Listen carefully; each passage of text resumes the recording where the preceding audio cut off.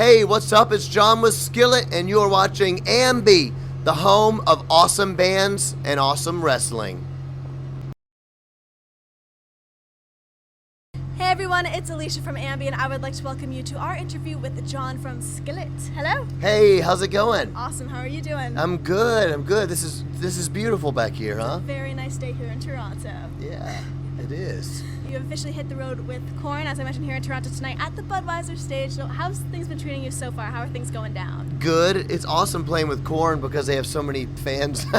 It's pretty easy to play when there's 10,000 people. Yeah. That's better than 1,000. It's 10 times better. But it's great. Having such a great time. Loving getting to see new fans, and hopefully we try to steal them.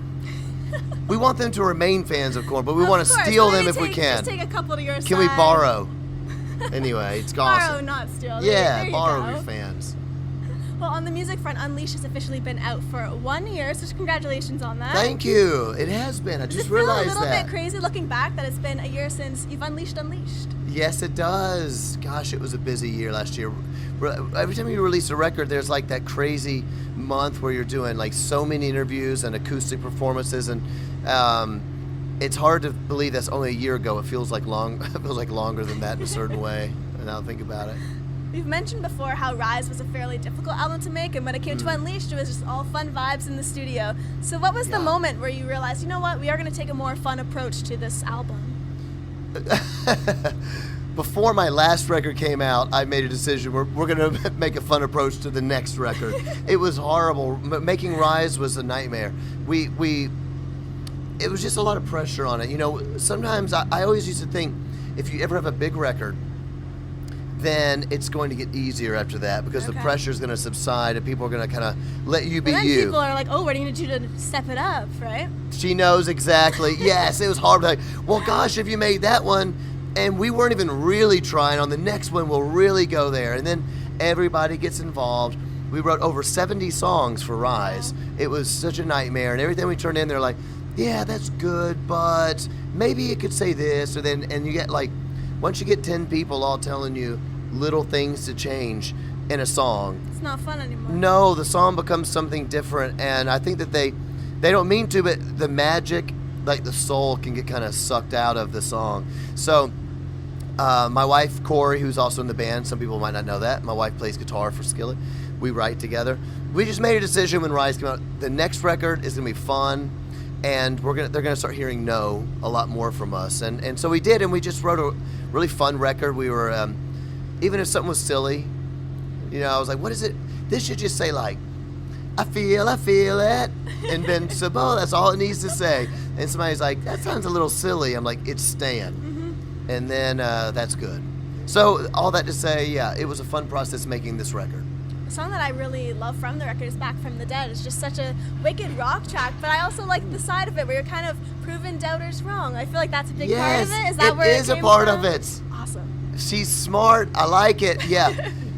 That was exactly right, because when Rise came out, there was all this rock is dead, it's never coming back. People don't, you got to change your band, change your sound, blah, blah, blah.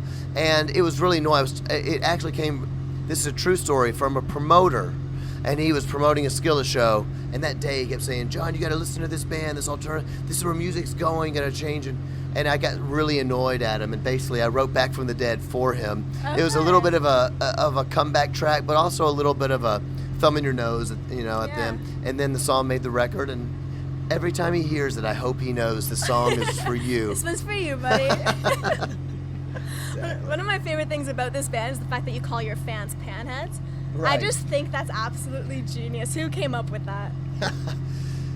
I wish I could take credit for that, but I cannot. When we first came out, we were not big. It took 10 years before we sold any records, but we had extremely loyal fans, and they would bring skillets to the shows. They would hold up these big skillets and stuff. And one time, it was at a festival, it was hot like this, but hotter than this. And we went on to play at 3 in the afternoon.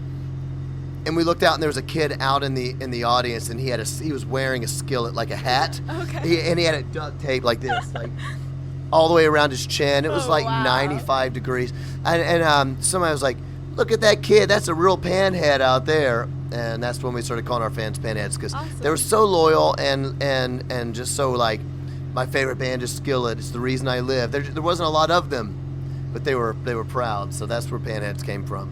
There have been a lot of really cool tattoos going around for Skillet lately. Yeah. I mean, the fan dedication is incredible, just speaking to a loyal fan base. But what would you say is the greatest form of dedication you've seen from a fan? Oh, tattoos are a pretty big one. When I first saw my first Skillet tattoo, I was like, oh my gosh, like, don't do that to yourself. We're not Metallica, or Iron Maiden. Don't do that to yourself. And then I was like, wow, these people really like my band. I think it's cool, but when you're in a band, hopefully you don't think of yourself as being worthy of a tattoo. If you do, then you're probably kind of, maybe you're just a little too arrogant. But anyway, that's pretty big. I got a true story that's really not funny, that's actually really sad, but it's touching. I met a mom who's had a kid that loved Skillet so much that their kid was in a wreck and died.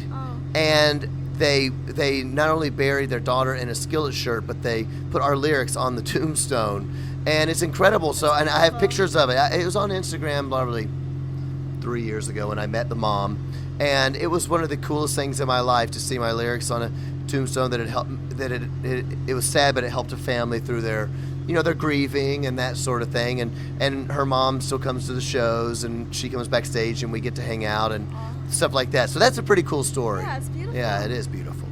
Something that I was talking about before the camera started rolling is that we are both massive wrestling fans. Yes. When you were growing up, you would pretend you were wrestlers with your buddies in your backyard. So what were some of those gimmicks you had when you were younger? Not only just when I was younger, I'm assuming you probably have not seen any footage on YouTube from our song Circus for a Psycho. Mm-mm. I don't even know if it's still up on YouTube, but okay. All right, but I'll come back to that. First, Randy the Macho Man was my very favorite wrestler. Randy the Macho Man was, and I lived way he'd be like, "Cause I'm gonna come down and I'm gonna do your birthday nice." And some people might not know he was the guest appearance in the original Spider-Man film with Tobey Maguire. Did you see the original Tobey Maguire Spider-Man films? I didn't know he was. Well, maybe it just skipped over me. I was really Do you small. happen to remember that he kind of was trying to earn money by going in a wrestling thing?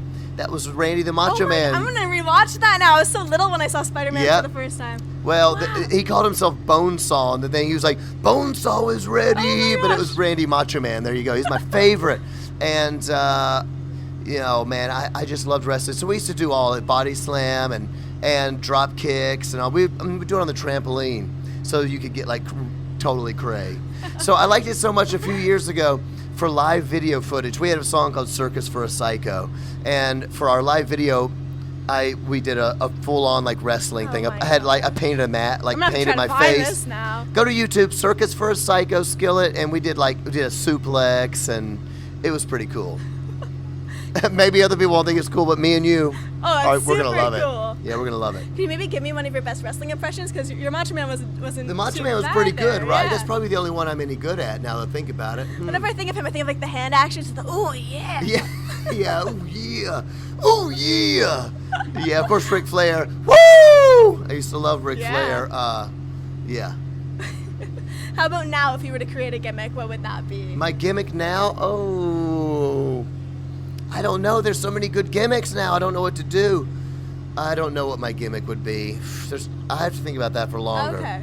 But that would be pretty cool and fun. Yeah. Oh yeah. Maybe even one day come out for a show. Oh my gosh, I love that. I would love to do full on wrestler. I would love to see it. Why not? Well, let's wrap things up. Is there anything you would like to say to all of the Panheads who will be viewing the interview? Oh man, hey Panheads, thanks for watching, and I'm just so glad we've been around. Our fans have been so supportive, and it's the reason we're still around after all these years. So thanks for supporting us. We love you.